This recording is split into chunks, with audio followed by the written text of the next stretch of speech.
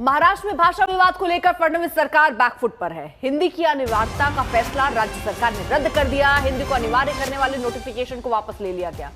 CM Devendra Fadnavis ने यह भी घोषणा की कि एक समिति बनाई गई है और इस समिति की रिपोर्ट आने के बाद अगला कदम तय किया जाएगा। उसके बाद त्रिभाषा फॉर्मूला लागू किया जाएगा। महाराष्ट्र में पहली कक्षा से हिंदी अनिवार्य करने के खिलाफ शिवसेना, यूबीटी और राज ठाकरे की पार्टी एमएनएस ने 5 जुलाई को महामोर्चा निकालने का ऐलान किया था, लेकिन इससे पहले ही आज राज्य सरकार ने फैसला वापस ले लिया, जिसके बाद एमएनएस के कार्यकर्ताओं ने दादर में जश्न मनाया। 5 जुलाई को फडणवीस सरकार के खिलाफ उद्धव राज ठाकरे प्रदर्शन करने वाले थे, लेकिन राज्य सरकार के फैसले के बाद प्रदर्शन को रद्द कर दिया गया।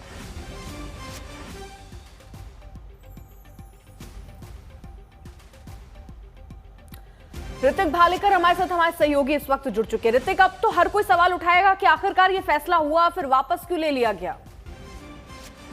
ये बिल्कुल सवाल तो उठ रहे हैं और अब क्योंकि सरकार ने ये निर्णय रद्द करने की भी घोषणा कर दी है, अब चाहे उद्धव ठाकरे हो, राज ठाकरे हो या तो फिर कांग्रेस हो, एनसीपी हो, सभी इस होड़ में लगे हैं कि किसकी वजह से सरकार को अपने कदम पीछे लेने पड़े।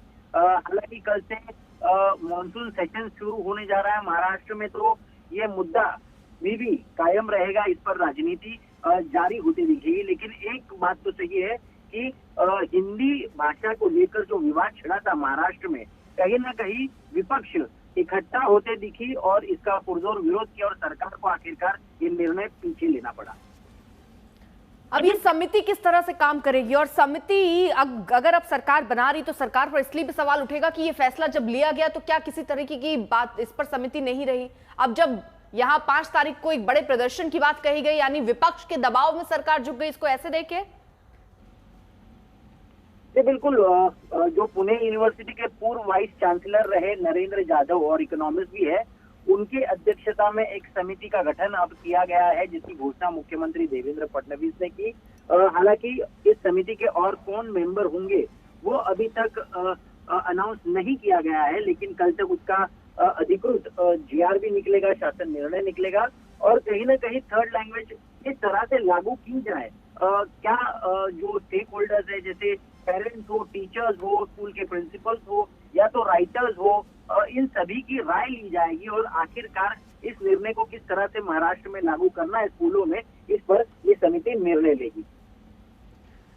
तो फिलहाल आपको बता दें कि ये अब जो फैसला था, 3 लैंग्वेज पॉलिसी जो थी वो रद्द किया गया है। हिंदी को अनिवार्य करने का ये फैसला लिया गया, जिसके बाद राज ठाकरे की पार्टी भी प्रदर्शन करने के लिए पूरा मोर्चा तैयार कर चुकी थी, लेकिन फिलहाल ये फैसला अब रद्द किया गया है। एक समिति बनाई जाएगी, उसके बाद कोई आगे का फैसला लिया जा सकता है।